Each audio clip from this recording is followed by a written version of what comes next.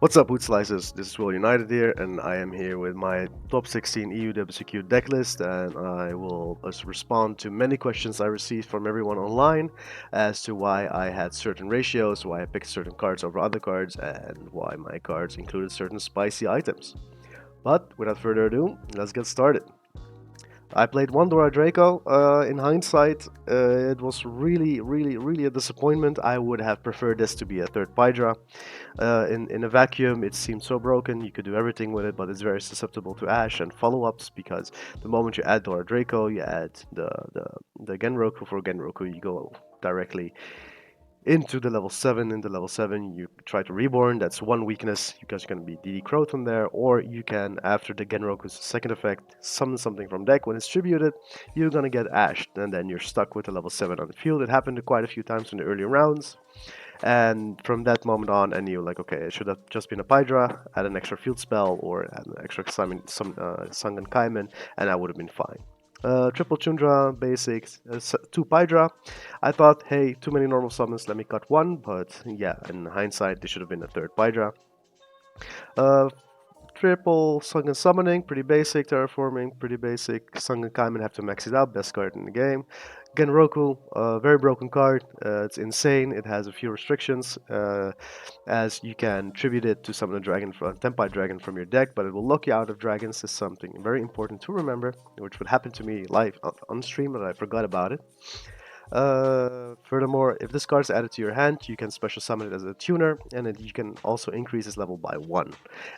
This enables a lot of plays. It can make your level 3 into level 4s. It can make your level 7 non-tuner synchros into a level 10 synchro dragon in the main phase. It enables a lot of plays. It can enable an extra attack, which can ignite or activate the second effect of Transcendent Dragon or Biden Dragon. Overall, it's a very amazing card, a good follow-up, or good support for Tenpai itself. Triple Pot of Prosperity, you want to add to consistency and also find your semi-board breakers. It's a good card. I have the space for it to run, so why not? Double Fadra, very happy with this ratio. I saw people playing this card on one. I found it very lackluster, as in I was missing it most of the time. If I got into a grind game, which Tenpai is not supposed to do, you were quickly running out of gas and could not follow up with the tempo of your opponent if they slowed you down for even one turn. And then we go to the hand trap lineup. Infinite Impermanence, best hand trap in the game at the moment. Doesn't need any explaining. Dimensional Shifter, yeah, in this format, Dimensional Shifter's auto win against the top decks, against Fiendsmith Yubel and Fiendsmith Snake Eye. No much further explaining to do. We have OTKs through Shifter. We can play, we can make a few passes through Shifter. We can recycle Shifter together with the Bishils or with Ruddy Rose Dragon. So Shifter is an optimal pick for Tenpai right now, and I would keep it as a staple if I were you guys. Ash Blossom Enjoy Spring, yeah, this is just for those gimmicky FTK decks, no pun intended, Gimmick Puppet. It's a good card to stop the Gimmick Puppet lock or the Gimmick Puppet FTK. It's good against rogue decks in the early stage of the tournament. It never let me down. Even against in the Tenpai mirror match, it overperformed by just simply stopping the Sangan Kaimen or Pod or Sangan Summoning. It can stop everything. Molchami Perilia, this card overperformed this tournament, as in my deck is dedicated going second. I can always resolve this card together with Shifter turn 1 and make my opponent pass on either an empty board or I draw at least 2 or 3 cards from this. It's a pretty good card. I can't wait for the new support to come out to even make it better, and then the ratios will change as well. The Bishils, pretty good as everyone is trying to jam in Fiendsmith into their deck. These leave them open for a vulnerable hit from the Bishils out of nowhere, and also their dragons. They're level 6s, which also synergizes well with Genroku, who becomes a level 4 tuner. Together with Chundra, level 4 tuner, can go quickly into the Transcendent Dragon and go into your battle phase without too many summons and end the game from there. And then from the board breakers, I played one triple tactic talent. I had one empty space. I was contemplating should it be a Called by the Grave or a triple tactic talent. In the end, I thought, let me try talent, as in my board breakers could be subpar, as I only play one other board breaker, and talent is very versatile, going first or second, and knowing in the higher up tables they would either, yeah, let you go first as Tenpai, and then you have to find a way to survive.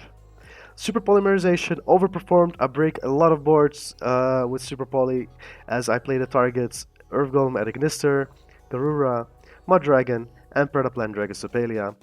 This card really overperformed, Snake Eye boards eaten up alive. After IP tried to activate its effect, you can just fuse away 2 fire monsters to create the Mud Dragon, and then they're forced to link away their Appaloosa with 3 materials into an SP, which cannot even target the Mud Dragon, and from there on you just call fire and go on, or you just fuse away the Appo plus IP into the Earth Golem at Ignister. You can choose whatever you like, even if they end on the new Fiendsmith fusion card, Fiendsmith Disarray. You can fuse it away together with any dark monster to create Dragostopelia, which will also trigger Fiendsmith Engrave, which will also enable your triple tactic talent.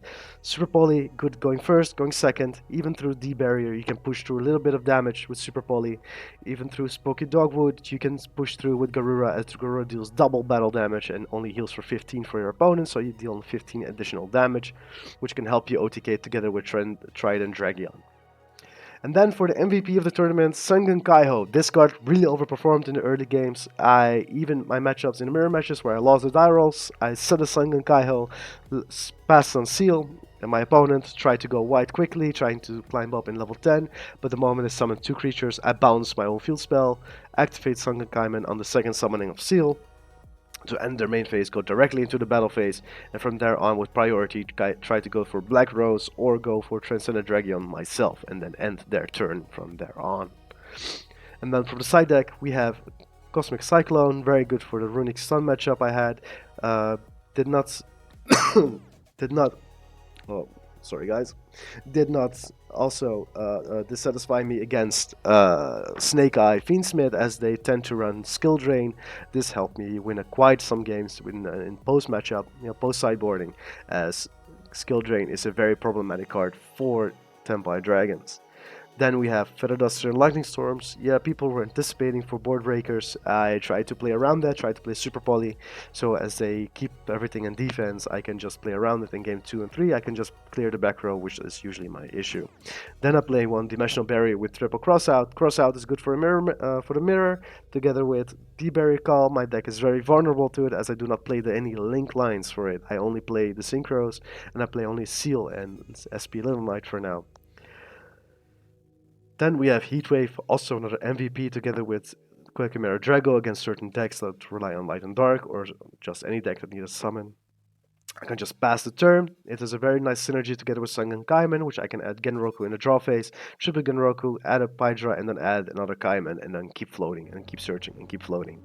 And then next turn having guaranteed OTK. And then Quakemare Drago, together with Sungun Kaiho, which are both super searchable within this deck, can make sure my opponent skips a turn, as they commit to summon like at least 2 monsters, try to seal chain, activate Kaiho, they have to go to the battle phase or to the end phase. But when Quakemare Drago's on the field, they are forced to go to the battle phase. And then we play Fugnow and the Moody Dragon, because Snake Eye Fiendsmith and Yubel Fiendsmith tend to take super long for their turns, and we can just burn them if we go first in game 3. And for the extra deck, we play Double Bite and Dragon. This is the correct ratio. You don't play more or less from these. I play 1 Senken Transcendent Dragon. I was not respecting Kashtira, and I'm happy I did. I only needed 1. There was no reason to play another one. 1 Trident Dragon. Borrowed it from a friend, as in this card was also phenomenal when it came up. This card single-handedly won me at least 3 matches so far. And then Black Rose Dragon, this card was subpar, didn't really summon it that much in the tournament, I think only once, and even during that moment it was subpar.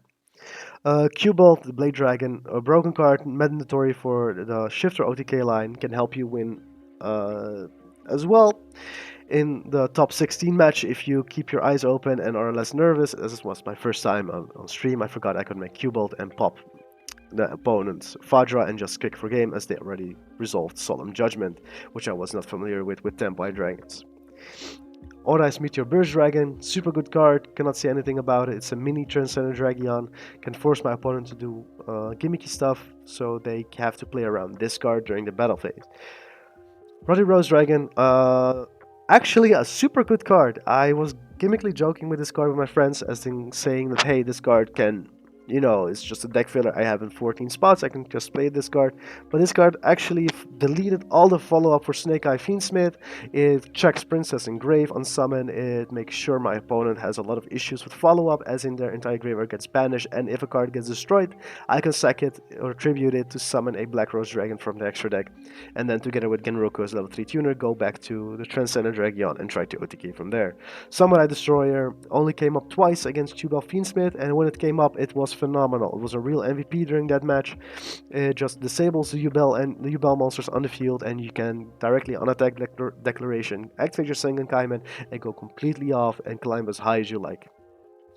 And then the standard Seal Passport, because Seal is broken, this card needs to be banned according to people, but if you lose to Seal Pass, then you need to check yourself as a player.